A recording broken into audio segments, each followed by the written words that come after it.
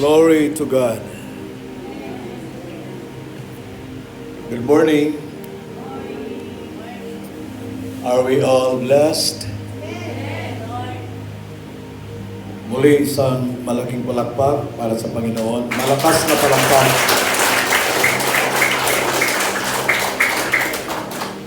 Amen. Batiin naman natin yung ating mga katabi. Sabihin mo naman, God bless you.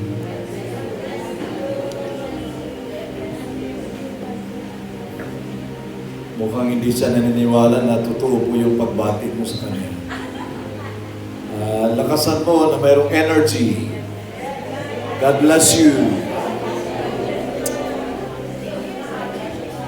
Amen. So, patuloy tayo sa pag-aaral natin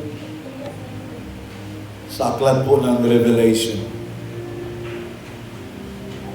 Lahat po ba tayo ay nananabik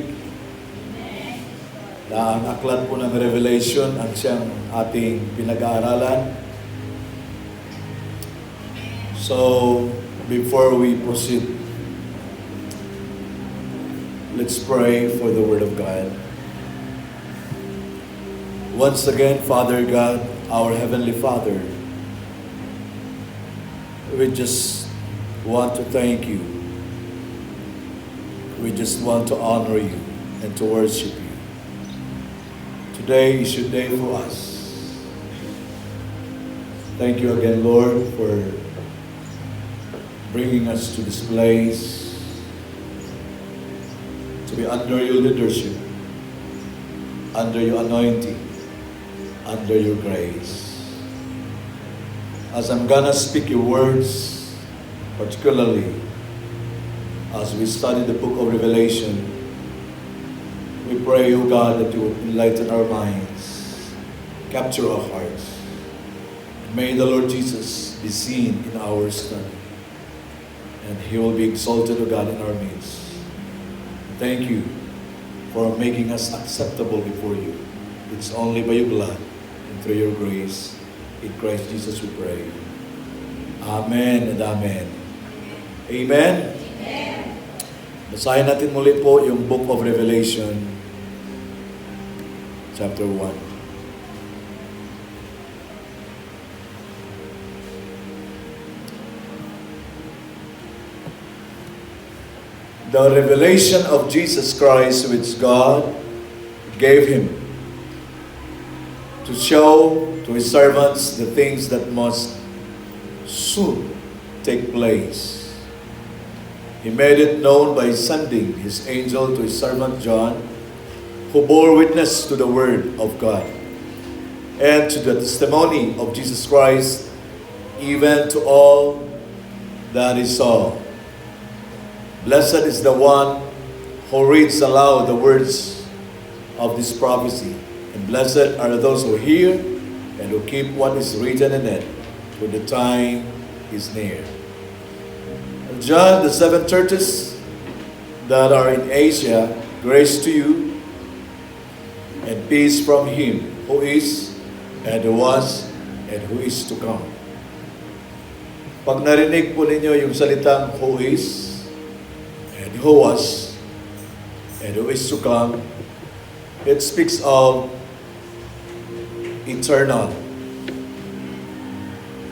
And from the 7 spirits who are before his throne, and from Jesus Christ, the faithful witness, the firstborn of the dead, and the ruler of the kings on earth. To him who loves us and has freed us from our sins by his blood and made us a kingdom, priests to his God and Father. To him be glory and dominion forever and ever. Amen. Then verse 7, behold, he is coming with the clouds, and every eye will see him, even those who pierced him, and all tribes of the earth will wail on account of him. Even so, amen. And in verse 8, I am the Alpha and the Omega, says the Lord God. Again, maririnig natin uli, who is, and who was, and who is to come. Yung nagsasalitang, I am the Alpha and the Omega, it's the Lord Jesus. So doon sa verse 8, makikita natin, Jesus is eternal. Who is, who was, yun po yung in the past, and who is to come. At nabanggit doon yung I am the Alpha and the Omega. Walang sinong pwedeng kumuha ng titulong ito, I am the Alpha and the Omega. Ang ibig sabihin, I am the beginning and the end. So it's about Jesus, our eternal God.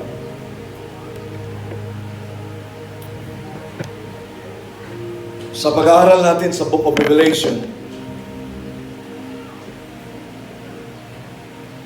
the more you will be excited the second coming of the Lord Jesus. Sa pag-aaral natin sa Book of Revelation, the more you will know the heart of God for you and for me. Many people believe that the things in Revelation have already happened. Paniniwala ng marami, ang aklat ng Revelation ay nangyayari na ang mga sinasabi doon. Many others believe that the things in Revelation are not even real. They are a vision, and we are not supposed to take it literally. Ibig sabihin, paniniwala ng marami, hindi yan totoo. Yun ay mga pangitain na hindi kailangan amkinin literally. There are others, and I am one of them, that believers, kung tayo naniniwala na tayo mga mananampalataya, marami sa atin naniniwala that believe it is current, happening now.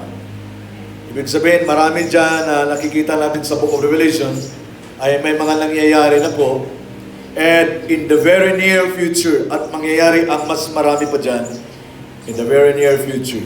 I really will not argue sa kahit kanino man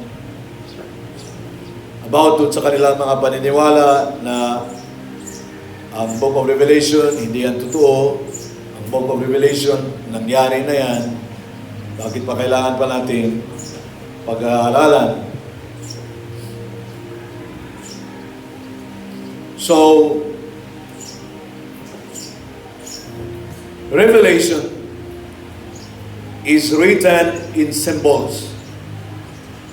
Yun ang nasasabi ko sa inyo sa mga nakaraan, more on figurative types, symbols. So that people cannot understand with their mind, but must have faith. Ibig sabihin, sa pag-aaral natin sa aklat ng Revelation, kung gagamitan mo lang ng head knowledge, unawain mo sa sarili mong pangunawa by your head, without faith, hindi mo maintindihan. So many things in the Bible are veiled to the non-believer. Veiled, ibig sabihin nakatakip ito. Hindi siya maliwanag sa mga non-believers. Ito yung mga taong outsiders, mga taong wala sa ating Panginoon. Nakatakip ang Book of Revelation. So many people look at the Bible literally. But to truly understand, we must understand it through the Spirit. Para maunawaan natin ang Book of Revelation, hindi lang po kailangan unawain by our head, unawain natin to by the help of the Holy Spirit. Amen? Kailangan po ang Holy Spirit dito. Ngayon, uso po ang internet connection. Kahit mayroon kayong application na Zoom sa inyong mga gadget, mobile phone, ano man yung ginagamit nyo na makakonect kayo sa Zoom.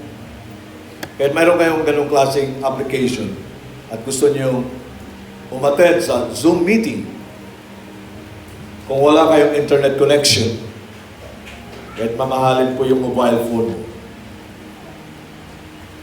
Kahit maganda po yung Zoom application. It's useless. Ang Bible po, napakaganda ang Bible. Mas maganda pa yan kaysa cellphone mo. Ang Bible is about God's covenant. About redemption. About God. Hindi mo makilala ang Diyos without the Bible. About the life of God. But without the Holy Spirit, parang tulad din, sinasabi ko sa inyo, mayroon ka magandang mobile phone, may application ka ng Zoom, hindi ka pa rin makaka-connect sa meeting. Ang Diyos na makipag-appointment sa iyo without the Holy Spirit, ang Diyos na magsasalita sa iyo through revelation, without the Holy Spirit, gusto mo lang unawain, by your own understanding, it's all useless. Amen? Kaya kailangan po yung kababaan ng ating mga puso sa pag-aaral po ng aklat ng Revelation. Because we must understand it through the Spirit. Ibig sabihin, the Holy Spirit. The veil in the temple was torn from the top to the bottom when Jesus died on the cross. Alam natin doon sa most holy place, ito yung naririnig natin lagi, yung Holy of Holies. Between holy place, doon sa most holy place, merong veil, parang makapal na kurtena.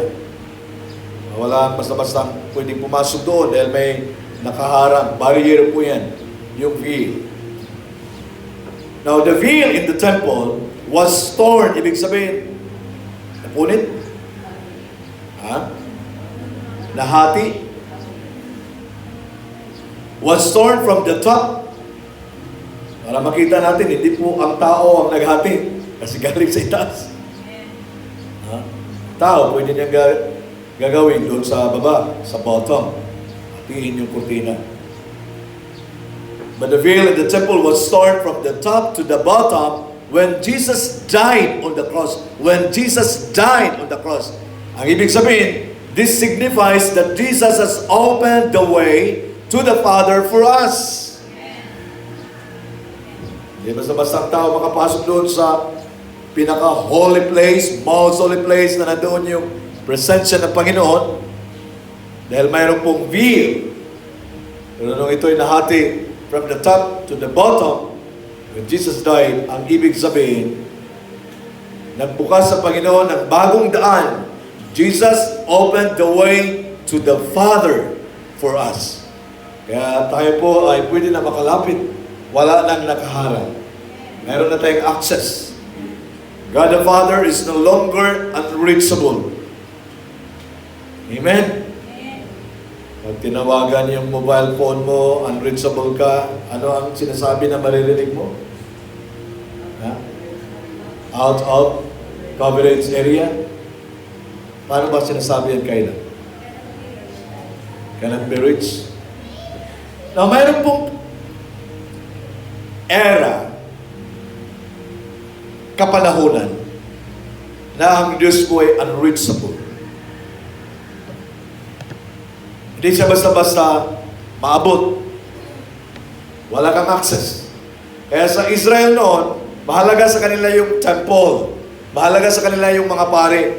Especially yung high priest kasi doon lang sila magkaroon ng access. Amen? But sa atin ngayon, in the name of Jesus.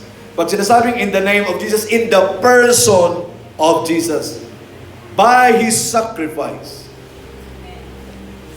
God the Father is no longer unreachable. Jesus opened the way to Him for us. Nagbukas ang Panginoon ng paraan, ng daan, ng way, tungo sa ating Ama, para ikaw at ako ay makalapit. Amen. That is why, ngayon, pwede na tayong manalangin in the name of Jesus. You can pray to the Father in the name of Jesus. Hindi mo na isipin uli yung sistema doon sa Israel. Hindi in the name of Jesus ang papasok sa isipan mo kung gusto ka makipagbati sa ating Ama na nasa langit. Ang isipin mo may madadala ka bang tupa? May maabutan ka ba doon, pare? Okay pa ba yung temple doon? Di ba nawasak? Baka nawasak ng mga kaaway. Kasi mahalaga yun sa panahon nila para magkaroon sila ng access. Ngayon, iisipin mo na lang, in the name of Jesus. Amen? In the person of Jesus.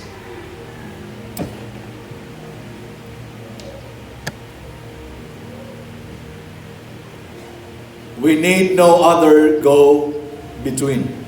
Wala ka na pwedeng, kahit sino pa pwedeng daanan mo. Now, Pilipinas, di pa tayo ganun ka lalim sa pag-unawa. Ang alam natin, yung religion natin.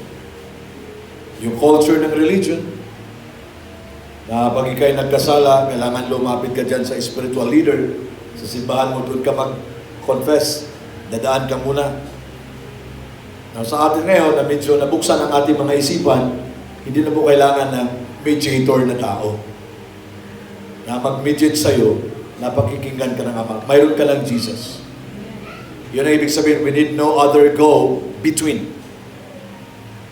The Holy Spirit of God reveals the Scriptures to the believer. Na bakit naintindihan mo na si Jesus na ngayon yung mediator? Because it's the Holy Spirit will reveal. And He reveals it to you. Amen? He is our teacher and guide. The Holy Spirit. Our teacher. Our guide. And there are so many ways to study the Scriptures, such as types and shadows. Lalo na sa Old Testament, ano? Types and shadows. Paano ko ba ipapaunawa sa inyo yung type? Kasi yung shadow, madali lang eh. Saan ka ngayon maglalakad dyan, basta maliwanag lang, makikita mo rin yung shadow. Yung type, paano yan? Paano ko siya ipapaliwanag? Kasi halimbawa, sa Old Testament, ang gamit nila, hayop. Yun ang kanilang lamb, yun ang kordero. Sabi ng Bible, ni-reveal yan, ito ay type. Kasi ang totoo, si Jesus ang lamb. At sinasabing type, parang nag-represent lang muna sa Old Testament dahil ang totoo, i-reveal sa New Testament. Siya lang muna ang tatayo. Yun yung type. Amen? So, sa madaling salita, siya yung natipuhan muna ng ating Ama. Siya yung nagustuhan na siya muna ang tumayo. Representative para doon sa totoo na darating. Amen? Amen. Totoong hayop pa rin yan na nag-sacrifice. Innocent din totoo. Walang defect. Totoo pa rin yun. But it's a time. Yung totoong Lamb, the Lamb of God, is the Lord Jesus. So there are so many ways to study the Scriptures, such as types and shadows. Now, yung temple noon, mayroong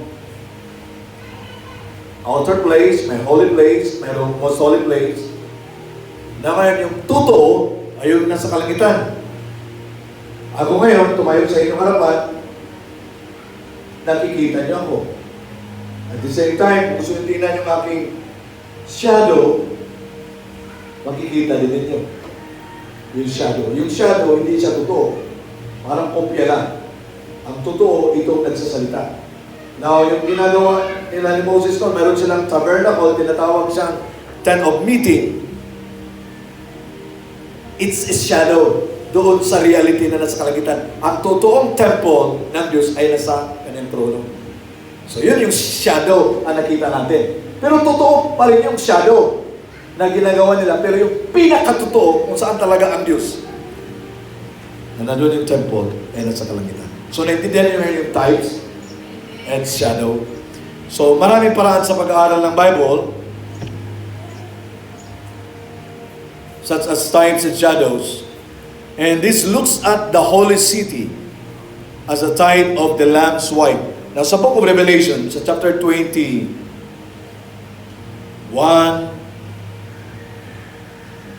makikita natin doon mayroong holy city na bababa. And it's a type of the Lamb's wife.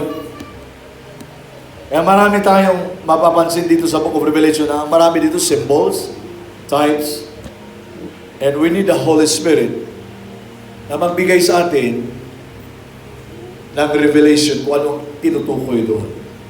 Amen? Jesus in the scriptures calls himself the Alpha and Omega.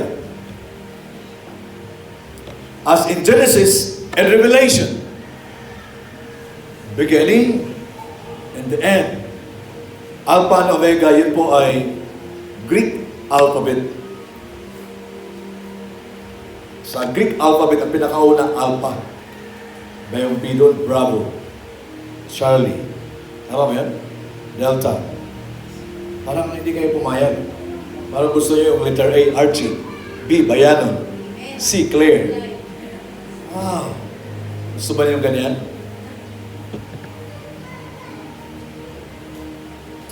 Greek alphabet po ng mga Grego, yung Alpha and Omega. Panimula at sa panghuli. Katapusan. Amen. He was promised in Genesis, and the fulfillment takes place in Revelation. Sa Genesis, si Jesus ay pinangako ng Ama. Sa Revelation, makikita natin siya yung fulfillment, finulfill ni Jesus. Beginning, the end. The promise, the fulfillment. Amen. Kaya may idea kayo pag sinasabing the Alpha and the Omega, the promise. At siya yung nag-fulfill. Amen.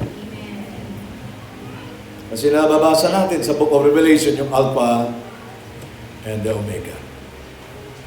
We will see throughout this study as we will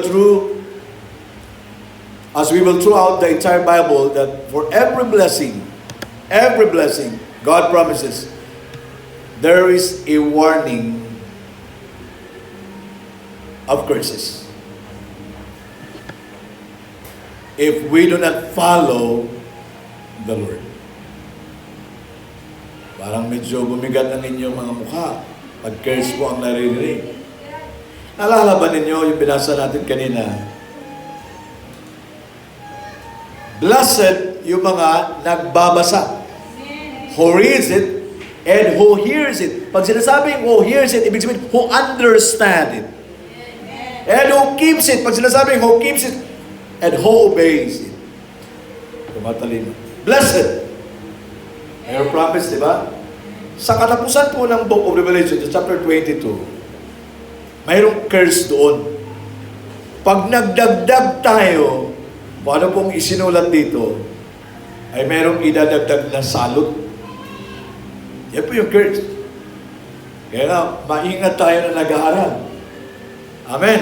Kasi pag dinagdagan natin, kung anong nakasulat dyan, madagdagan yung salot. Basahin natin sa Revelation. Kasi ibang tingin ni Sister Janet sa akin, parang may madagdagan pa pala ng sumpa ang buhay ng iba.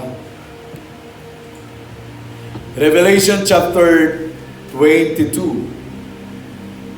Para makita ninyo na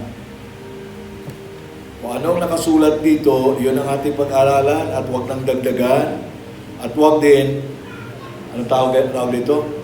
Magbawas. Tingnan natin sa verse 18. I warn everyone who hears the words of the prophecy of this book. Okay? If anyone adds to them, God will add to him the plagues described in this book. Gusto ba ninyo yan? And verse 19, and if anyone takes away from the words of the book of this prophecy, God will take away his share in the tree of life and in the holy city. So ano ba yung blessing na para sa'yo doon sa holy city and doon sa tree of life? mababawasan. Hello? Sabihin mo sa katabi mo, kung ano man yung blessing na mayroon ako in the near future, ayaw ko mabawasan. Sabihin mo, ayaw ko mabawasan. So may dagdag bawas na pala, no? Kaya huwag magdagdag sa anumang mga nandito na sinasabi ng Panginoon. Kaya pag-aralan natin ng maingat. Verse by verse, paragraph by paragraph, sentence by sentence, chapter by chapter. Kaya hindi ako nagmamadali. Dandahan, one step at a time, mabigyan natin ng hustisya, ang book of Revelation, na makapangusap sa atin ang Panginoon.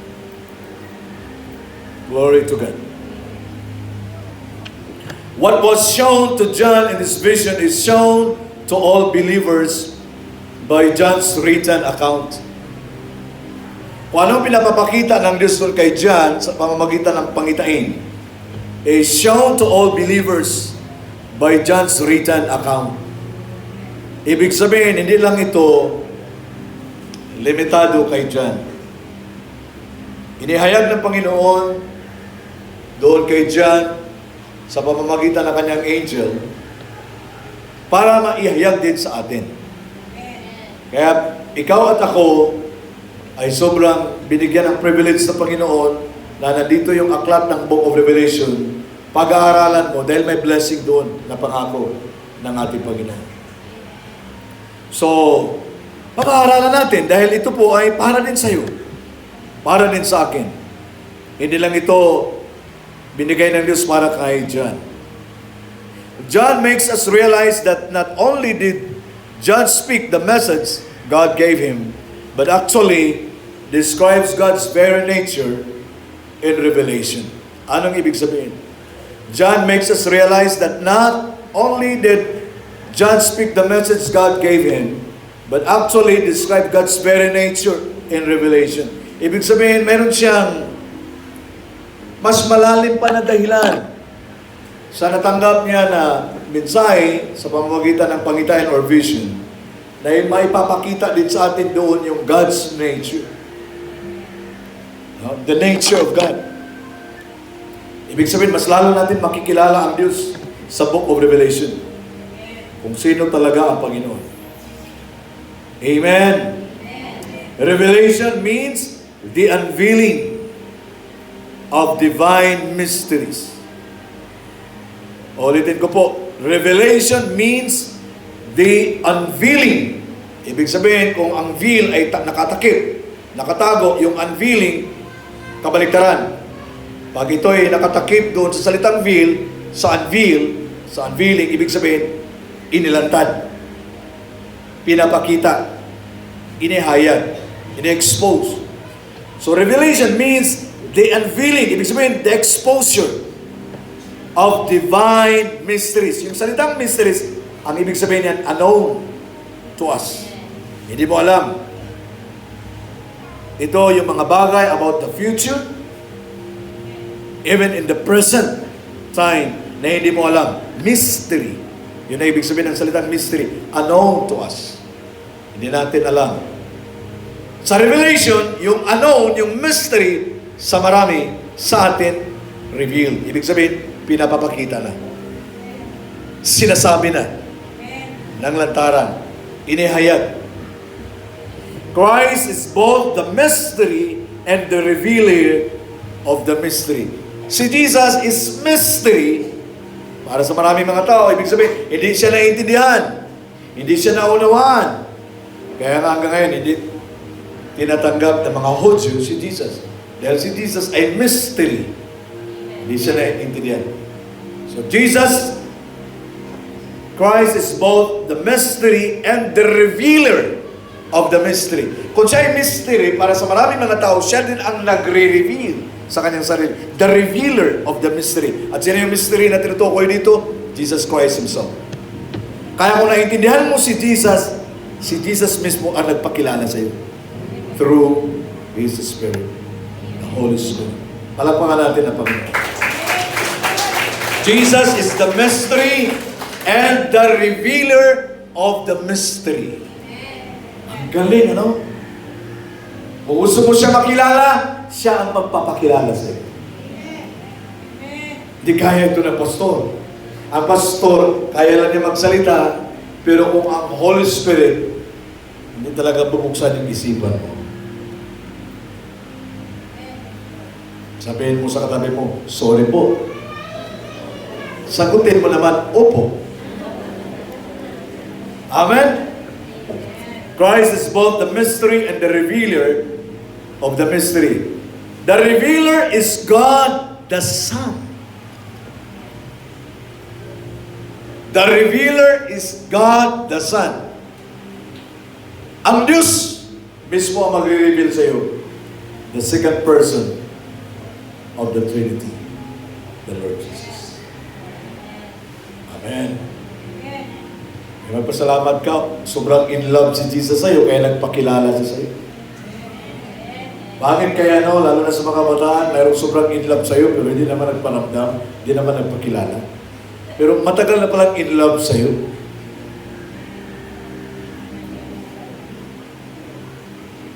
Amen. Tawag namin dyan, Anong tawag natin dyan, Ma?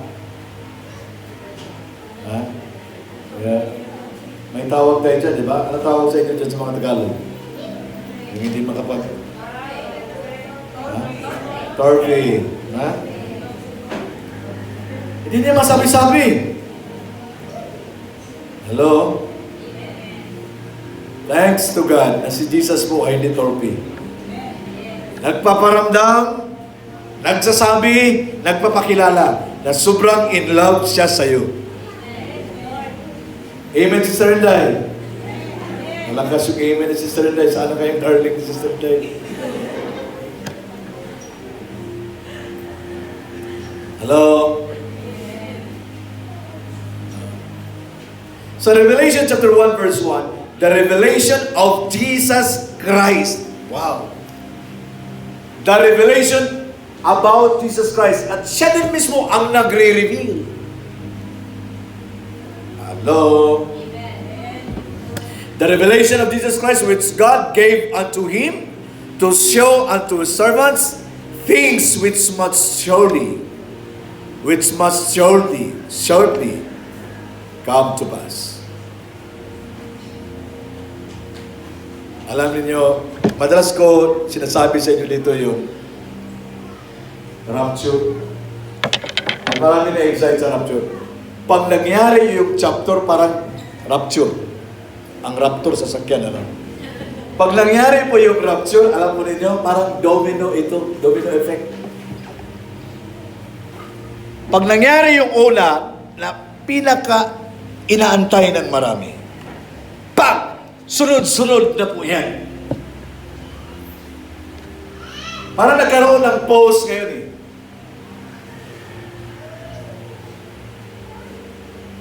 Yan ang mga nakikita sa mga theologians sa Book of Daniel. Yung mga weeks doon. Parang nagkaroon ng pause. Kasi dito sa pause, ito yung tinatawag na church age. Yung church age, yung grace ng Panginoon, lantaran. Ang sino mang tatanggap sa Kanya. Ang unang invitation niya, Israel. Padala siya ng kanyang mga servants. Idinilpa siya. Hindi siya pinansin. Nag-utos siya ulit ng mga servants. Sige, kahit sino yung madatnan nyo dyan sa mga kalsada, sa mga street, sa mga daanan, kahit sino madatnan ninyo, invite niyo sila lahat. Church age and at the same time, Gentiles age. Na Panginoon nakatingin ngayon sa mga hintil. Hindi kasama noon sa commonwealth ng Panginoon, hindi kasama sa covenant ng Diyos. Ito yung bayan ng Israel. Sila ang unang pinuntahan, dinidma ang Panginoon, tinanggihan ang Panginoon, binabaliwala ang Panginoon. Ang Diyos po, salamat na hindi bumalik sa itaas at nagsabi, okay, yung invitation sarado na.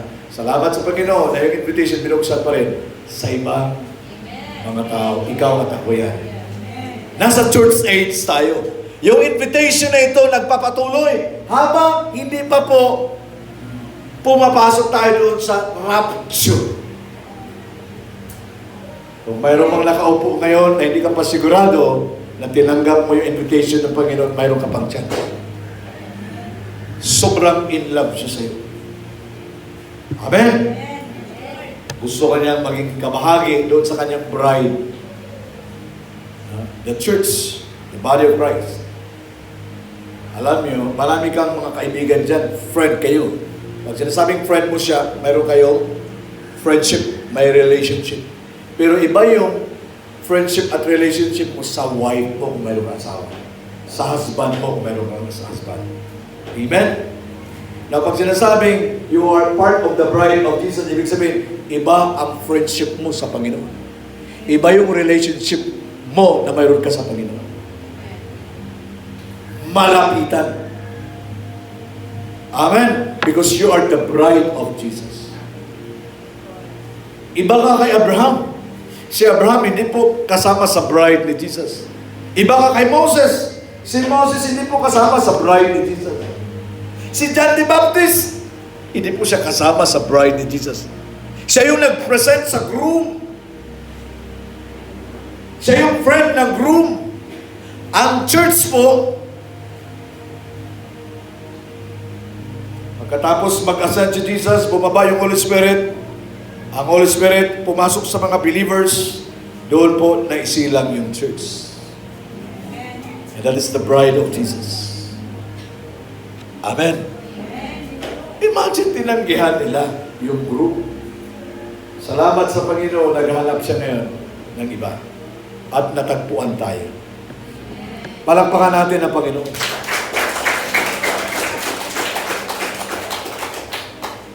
Which God gave unto him to show unto his servants things.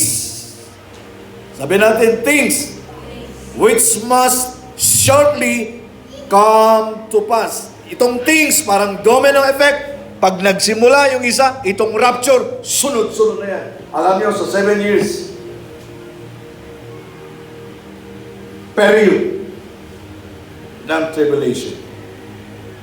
7 years. Maraming sunod-sunod na kaganapan. Bagamat, ang makikita natin naka-highlight po dyan sa 7 years, the rise of the Antichrist. The rise, ibig sabihin yung kanyang pagmamanifest na magpapakilala sa Israel na siya yung Christ. And then, the end of the tribulation, the second coming of Jesus.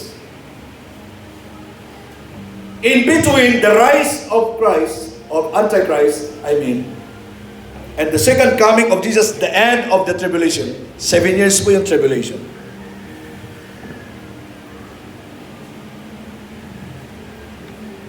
In between, sunod-sunod, parang domino effect. Yun po ang makikita natin sa Book of Revelation.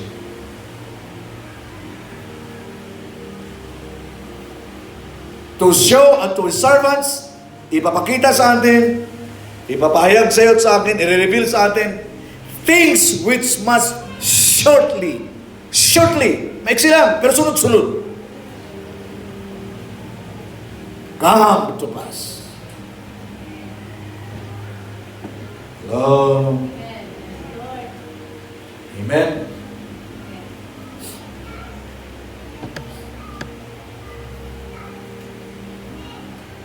So the revelation is both from Christ and about Christ. And since Christ is the revelation of God Himself, Christ is the revelation of God Himself, God the Father. Hindi mo makilala si God the Father kung hindi magpakilala si Jesus sa iyo. If you know Jesus, you know the Father. Jesus is the revealer of His Father. Amen. Kilala na ba talaga natin si Jesus?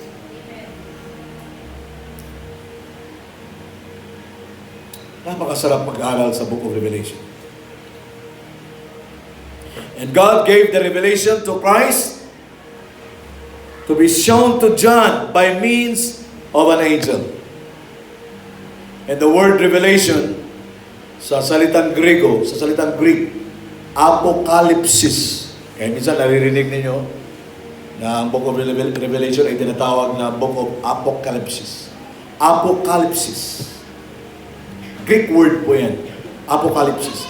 Refers to an unveiling or exposure of God's program for the world. God's program for the world na nire-reveal, in-expose, unveiling sa pamamagitan ng ating Panginoong Hesus. And then the prophecies of the book will occur shortly, as what I've said. Magaganap ito shortly, in the sense that the day of the Lord, yung the day of the Lord, ito na yung sinasabing, the end of the age. The end of the age. Ano yung age?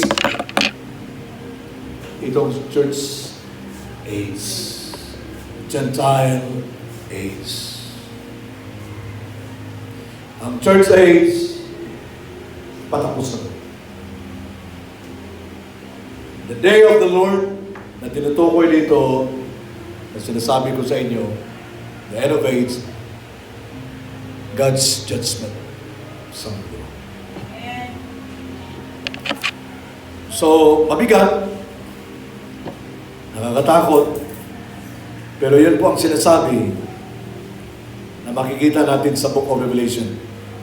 And may begin at any time pagkatapos ng rapture. And the statement must be understood in accordance with God's perspective on time. The statement, kung ano mga sinasabi sa Book of Revelation, must be understood in accordance with God's perspective on time.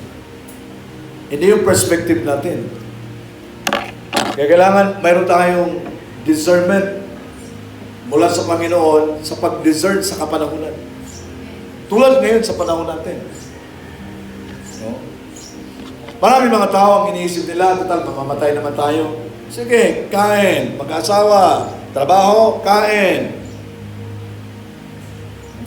Tutok sa pamilya. Pag hindi nasiyahan sa pamilya niya, maghanap ng ibang pamilya. Hello? Para bang ang buhay mo dito sa lupa, build. Para ang programa ni Presidente Duterte, build. Ibig sabihin, yun po ang kanilang mga iniisip. Mag-build ng family, build po ng negosyo, ng trabaho, walang masama doon. Pero doon sila nakatutok. Hindi na nila nakikita anong panahon mayroon na sila. Wala silang awareness that Jesus is coming very, very, very soon.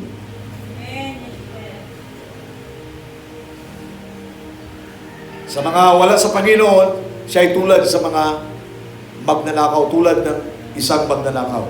Sa mga taong walang Christ, ang pagbabalik ni Jesus, tulad siya sa isang magnanakaw. Hindi mo alam. May pumasok na pala magnanakaw. Pero tayo po, na mayroong Panginoon, mayroong kang pandama. Malapit na. Amen? Mayroon kang mata tulad sa mata ng agila, nakikita mo ang nangyayari. Mayroon kang signal. Amen? So yung timing ng Panginoon, nakikita mo ngayon sa salita niya, sa Bible, kasi ang Book of Revelation, siya yung nagsiset sa ating kaisipan, makita mo yung timing. God's perspective on time sa kanya mga ginagawa, yung kanya mga programa dito sa lupa. Nakikita mo. Kaya yung Book of Revelation, siya yung magbibigay sa pangunawa ng bawat isa na ang Panginoon talagang nandiyan na, malapit na talaga. At kung hindi mo mas maintindihan ang Book of Revelation, pwede kang magiging pabaya na malayo pa ang kanyang pagbabalik.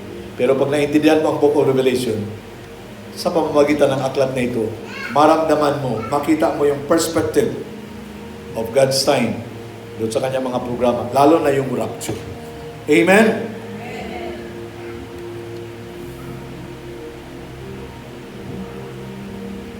Glory to God. The Greek word again, sa salitang apocalypse, ang ibig sabihin, reveal, to unveil that that which is hidden. May mga nakatago dito sa Book of Revelation na hanggang ngayon hindi mo pa rin alam. Still hidden. Kaya nga ito ay ating pag-aaralan. Hindi mo naiintindihan.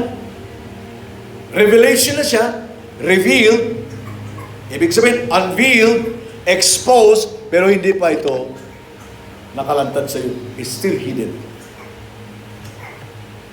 Salamat sa Panginoon na naibigay na ito ng Diyos Ama doon sa kanyang anak, and the Lord Jesus to His angel, and this angel to John, the servant of the Lord. Now, ang inantay na lang ng Panginoon na ikaw at ako, makarating ito sa iyo. Malinaw pong sinasabi sa Book of Revelation, chapter 1, verse 1, the revelation of Jesus Christ which God gave unto Him to show unto His servants. Servants! Kung ikaw po ay naniniwala, servants of God, servant of the Lord, gusto niyang ipakita sa iyo. Gusto niyang ipaalam sa iyo. To show unto His servants things. At maraming mga bagay, ang mga bagay na dapat malaman natin. Amen. Now in verse 2, bear record of the Word of God. Ang galing, may mga tao pa rin na tulad kay John na sila yung nagdadala ng testimony, record, mensahe. Mensahe mula sa Panginoon. Bear record of the Word of God and the testimony of Jesus Christ and of all things that He saw. So ito yung role ngayon ni John the Beloved. Siya yung nakatanggap ng mensahe, nagdadala ng mensahe ito at patungkol sa testimony ng ating Panginoon. Na nire-reveal niya kanyang sarili, chapter 1 pa lang, mula doon sa verses 9 to 17, makikita natin na yung Jesus dito na pinakikilala ng ating Panginoon, yung kanyang sarili doon kay John, ay ibang Jesus na po na nakikita ni John the Beloved noon nung si Jesus ay nandito pa sa lupa. Di ba alam natin, si John ay nagpa-arurahay. Aruralay. Ano yung Tagalog sa nagpapa-aruralay? Para sumasandal na naglalambing. Naglalambing. Ito yung John. Sa lahat ng mga disciples ni Jesus, iba si John. Gusto niya katabi niya si Jesus kung sila ay nakaupo at gusto niya ay nakasandal sa dibdib. Alam niyo kung ikay lalaki at katabi mo lalaki at hindi naman kayo magkakapatid, lalo yun na ito, rabay ito, master. Tapos gusto mo talagang magpa-aruralay. Baka ano isipin ng katabi mo? Mukhang berde at ang dugo ni John. Subukan nga ninyo, mag-Bible study kami kay Brother Arnold at napansin niyo kay Brother Arnold, gusto talaga niyang tumabi sa akin. Tapos habang ako'y nagsasalita, nagpapa-aruralay. Ano kayang iisipin ni Brother Ernie? Ano kayang iisipin ng misis ko? Mukhang delikadingdong yan, ha? Di ba? I-check niyo yung Bible ninyo. Si John po ay naglalambing. Kahit anong sasabihin ng mga tao, gusto niyang i-express yung kanyang pagmamahal. Minsan may mga taong in love din sa Panginoon, hindi na nila iniisip kung anong iisipin ng ibang tao. Basta in love ako eh. Bakit sister, lagi ka nagbibigay ng mango kay pastor? In love ako sa Panginoon eh. Yung iba naman, baka in love ka kay pastor. Hindi in love ako kay Lord. Bakit lagi ka nagbibigay dyan sa Diyos? In love ako kay Lord. Hindi na nila iniisip kung ano yung ibang iniisip o iniisip ng ibang mga tao. Now, ito yung taong ito, sobrang in love sa ating Panginoon at yung role na ginagampanan niya, siya ngayon yung nagdadala ng mensahe pinagkatiwala sa kanya na kailangan niyang isulat. Who bear record of the Word of God. Bear record. Kaya nga, isusulat niya. Yung record dito, ito yung and then it's about the testimony of Jesus Christ and of all the things that He saw. Matrabaho yan kasi kung nakakita ka ng pangitain, daming pinakita, paano mo kayo isusulat ito? Baka magkamali ka doon sa pag-a-arrange. Ano yung nauna, ano yung pangalawa? Paano kung nasulat ni John, New Heaven, New Earth, tapos pagkatapos niya, Rapture. Hello? Ayan na, yung kanya pagsulat, hindi tulad sa atin kung kayo mahilig kayo magsulat sa mga naririnig yung sermon. Baka minsan hindi masyado arrange. Itong si John talaga, yung pag-record po ni John, kailangan makita nyo, well arranged. Kasi kung hindi po na-arrange yung doktrina natin, nako, kakaproblema tayo. Dumating na ngayon si Jesus, sikat kami, nagkaroon na ng millennial reign of Christ, tapos pagkatapos niya, doon lumitaw si Antichrist, naghahari din. Si Antichrist, maghahari siya dito sa mundo, very short na po, 7 years. Mas mahaba po kay Jesus, 1,000 years. Amen? After niya ng 1,000 years, mayroong white throne judgment. Yung judgment na ito para sa mga unbelievers. Hindi na kayo kasama, mga believers. Kung ang hanapin mong judgment para sa'yo, kung ikaw ay isang believer, doon po sa judgment seat of Christ. Tinatawag siyang Bema judgment. Sa salitang Griego, Bema. Bema judgment. Pero yung judgment na yan, rewarding. During sa 7 years of tribulation dito sa lupa, doon sa itaas, mayroon tayo bangkete at doon po yung rewarding. Yun ang Bema judgment. Amen? Now after doon sa white throne judgment, magre-reign pa rin si Jesus for eternity. Dito sa lupa, makatikim lang ang mundo. Na yung pangako ng Diyos kay David, yung Davidic kingdom, na mag-rule ang Panginoon sa bayan ng Israel through David, hindi ito mabas. Ngayon, matutupad yung Davidic kingdom. Isi-set up ngayon, i-establish yung kingdom ni Jesus. Millennial reign of Jesus, 1,000 years yan, dito sa lupa. Mas makatikim talaga yung mga tao. Kasi, tulad sa sinasabi ko sa inyo, may mga tao talaga na papasok, lahat na papasok sa millennial reign of Jesus, mga believers po yan.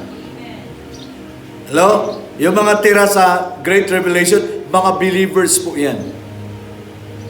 Lahat na unbelievers, judge na po sila this time. Pinaka-final judgment nila the time na walang matitirang unbeliever, yung pag-apak ni Jesus dito sa lupa. Amen? Amen. Kaya yung mga believers that time, lalo na yung mga Israelites, ang mga Israelites, lahat sila dito this time, yung remnants, believers. Amen. Imagine, marami sa kanila, 144,000. Sealed? Sealed! According to the book of Revelation. So that time, hindi mo pwedeng sasabihin na 140 na lang natira na mga na-seal. Kasi nabackslide yung iba. Pag-seal, ang Diyos mo ang nagsilyo. Kaya huwag mong sabihin, pag ikailigtas, you are sealed, marked as guarantee that you are God's children, saved by the grace of God. Huwag mong sabihin, mawala ka. Kasi si Jesus na mismo nagsasabi, ang lahat na binigay ng Ama sa akin, wala ni isa sa kanilang mawawala. Amen. Pinag-ibigay mo na maraming mga believers. Doon pa lang sa Revelation, mayroon na pong paiwating ang Diyos. Israel pa lang yan. Hindi po ang church ang tinas kasi that time, ang church raptured na po.